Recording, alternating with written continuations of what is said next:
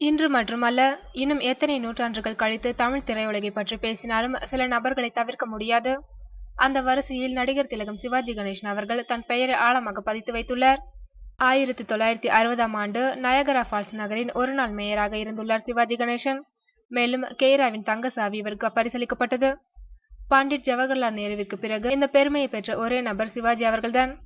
இந்தியாவின் கலாச்சார தூதுவராக வர சொல்லி ஜான் எஃப் கென்னடி நடிகர் திலகத்திற்கு அழைப்பு விடுத்தார்.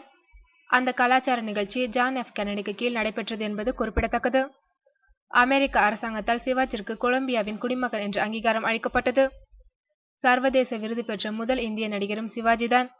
வீரபாண்டிய கட்டபொம்மன் படத்திற்காக சிறந்த நடிகருக்கான விருது இவருக்கு ஆசியா மற்றும் ஆப்பிரிக்கா திரைப்பட விருது விழாவில் வழங்கப்பட்டது.